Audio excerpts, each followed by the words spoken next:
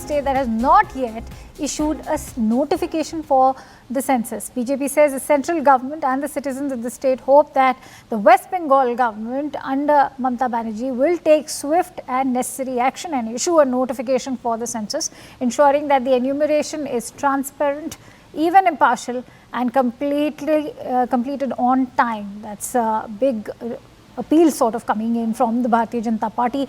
Kamalika Sengupta joins me with more details on that news story. So, Kamalika, what are you learning from the TMC sources? What explains this delay in pushing out the notification?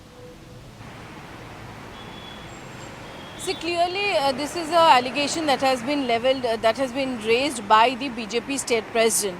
So politically, the Trinamool Congress, of the record, they are not saying, they have not reacted on the record till now, but of the record they are saying that it is the matter to deal with the administration, number one. Number two is the allegation which the BJP state president is, the allegation which is coming up is whether it is right or not. There is a big question on that, that's their question. On the other hand, this entire system, on the basis on which the Shomik Bhattacharya has tweeted, is that the entire system which should gear up till now for this counting, for this Jan Ganana, that has not started yet.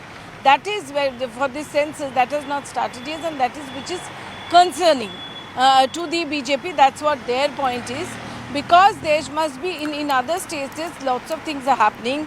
The notification has come, though there was this gadget thing which came up, but there is no clear-cut notification which states that these are the things, and also after that there are certain nitty-gritties which needs to be developed, which has not been developed. So in this situation, how that is possible, that is a big question. And relating to it, the BJP is relating that the TMC government is the only government which is not following because they are afraid